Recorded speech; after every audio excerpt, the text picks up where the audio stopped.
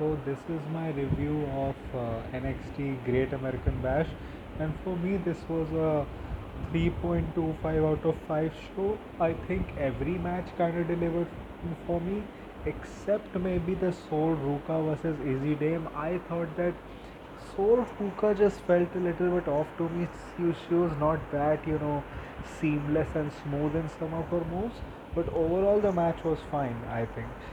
Especially the starting where they did this spot in the Oba match also, but where you get like the count, you get like 10 counts, but the referee is out of there, and then you have the referee come back, and then there is a kick out, and in the end the finish was finish made sense, like Tatum helped Sol Ruka.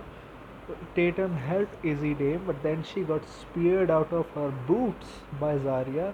Then Izzy, like looking at her, got distracted, but then Sol Ruka dragged her in. Izzy tried to hit her. Sol Ruka ducked, gave her the Soul Snatcher out of nowhere, and retained her North American Women's Championship. But one thing is that Izzy Dame had a very weird tan, like her face was very white, and then all of her body was like very tan, and it really showed up under the the championship lights that they have, and the faces that Izzy made during the match were very comical, very funny, but I liked it. It was a solid match. Let's see what happens. I think overall the vibe that I got from the show was this was kind of like it felt like a special NXT episode. Like you see, like roadblocks or anything, they feel a little bit more important because it felt like a lot of stuff that happened on this show were setting up things for the future. May it be the matches anyway, or may it be like having backstage segments, having video packages that are related to Evolution, then having backstage segment or video package that are related to the NXT episode happening next week. So it kind of felt like you get why they did this show, which is to counter program to AEW.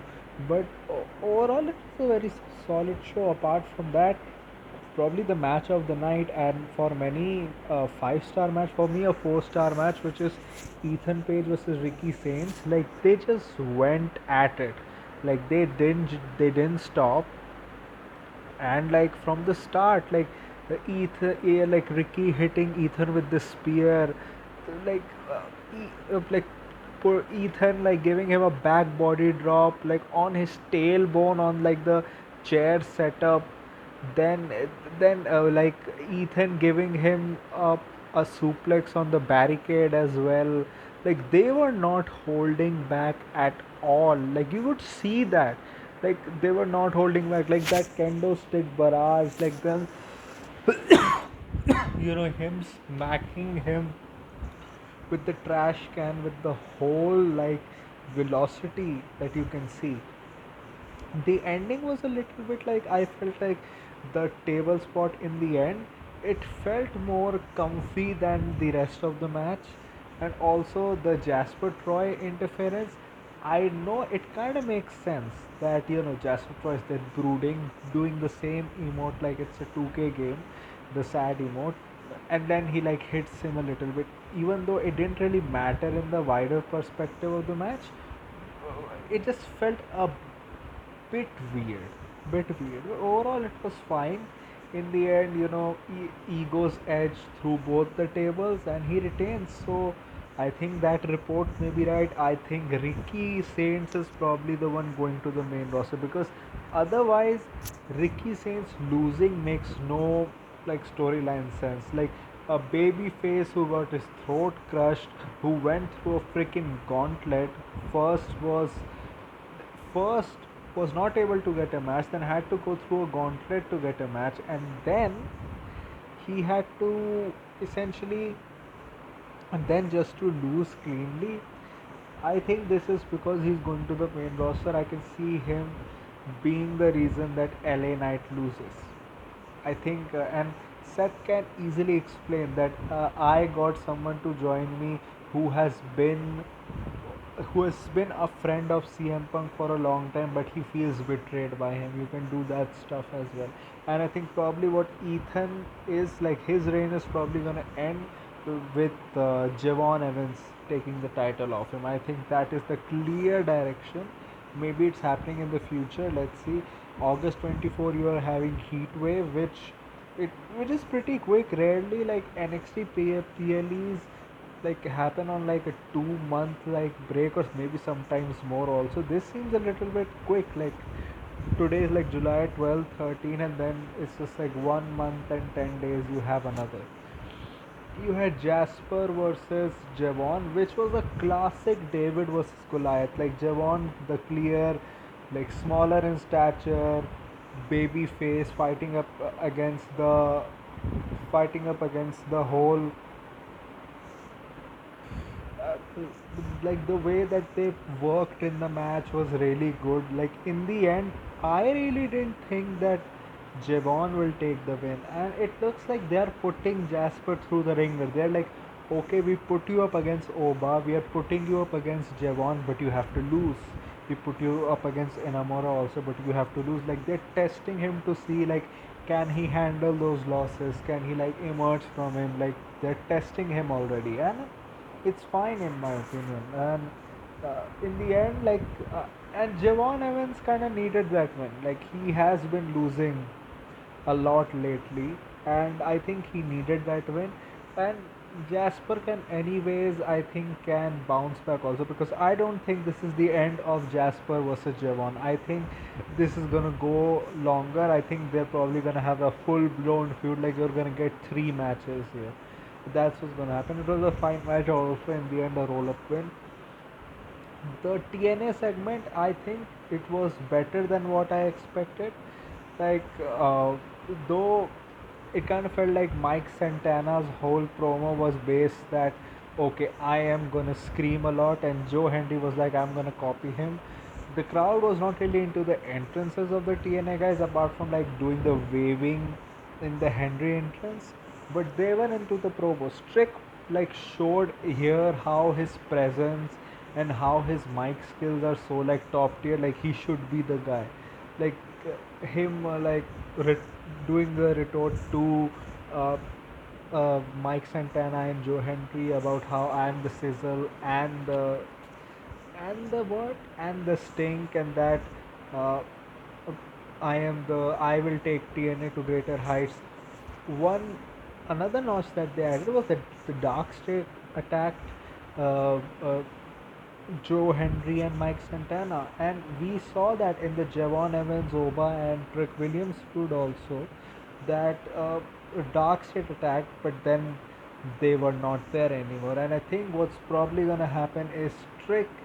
I think it's gonna get revealed at Slammiversary that Dark State is under Trick. Maybe they have a partnership, or Trick is kind of like the leader of Dark State. I think it's gonna get proved, because they've been doing this stuff for a while.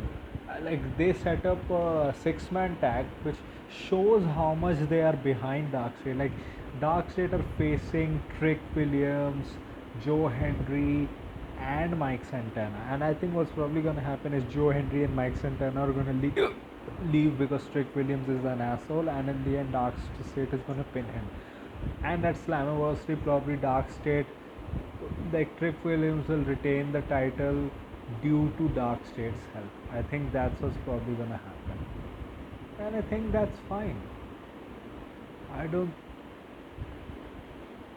I don't think there is any like anything bad in it, and I can see probably Dark State winning the NXT Tag Team Championships off Hank and Tank in the future also.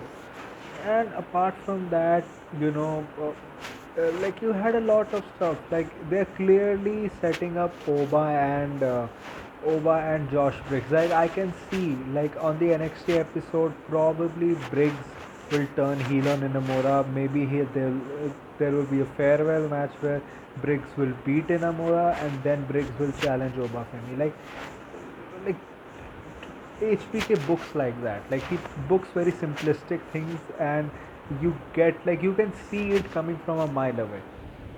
And apart from that, also What are the other matches that happened? I think I have talked about.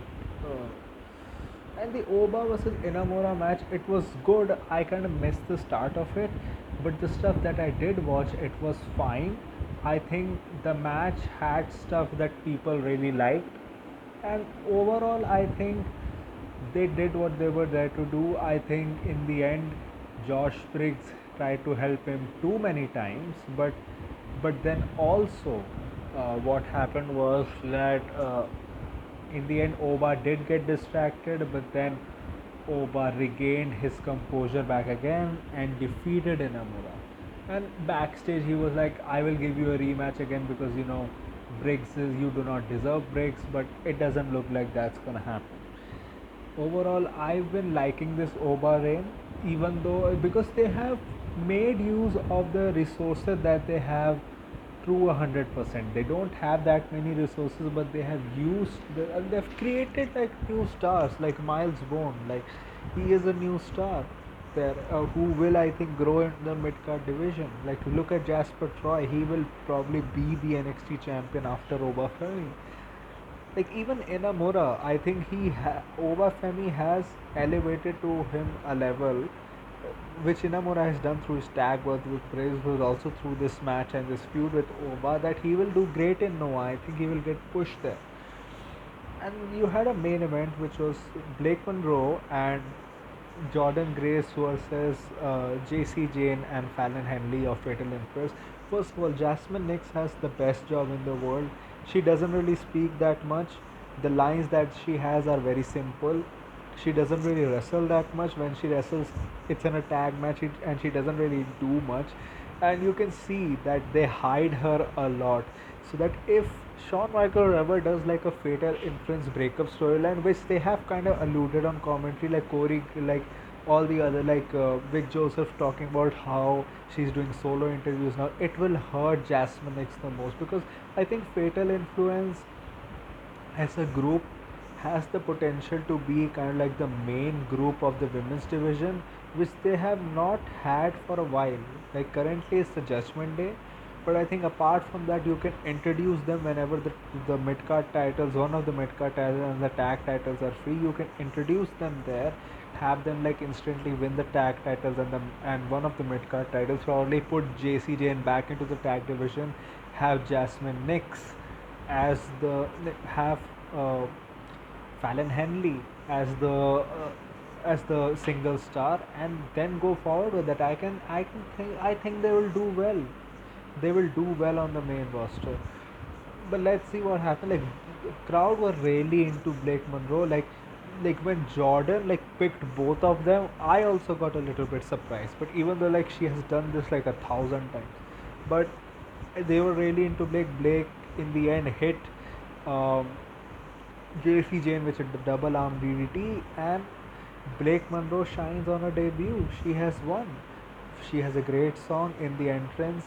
She had a great outfit. They focus on her ass too much, and I legit went ooh la la. I legit went oh la la, and everything like that. I legit went that oh, oh,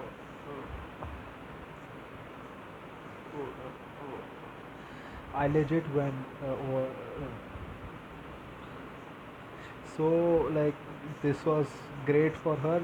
This actually makes this more intriguing about what's gonna happen at Evolution, because like Blake got a pin over JC Jane, so it kind of like, see if it's like Shawn Michaels basic booking, you may see JC Jane retaining, maybe inadvertently, like Blake Monroe tries to help Jordan Grace, but JC Jane like it kind of helps JC Jane instead. And I think what's gonna happen is then Jordan Grace goes to SmackDown, and I can see her feud with Nia Jax, and you can have JC Jane and uh, Blake Monroe feud over the championship, and have Blake Monroe win the championship at Heatwave. So that's what I think, and that was my review of the Great American Bash. If you and what did you think about the show? Tell me in the comment section, and if you like this type of content, uh, Like this video, share and subscribe. If you don't, then share it with those who do. My social media accounts, which are my Twitter/X account and my Instagram account, links are in the description. So go follow me on that. My UPI ID link, which is sharboy@okicici, is in the description. So go donate any amount of money which you can, which can help me make YouTube a permanent career option. So that was it for me for right now. So thank you. Goodbye. Alvida.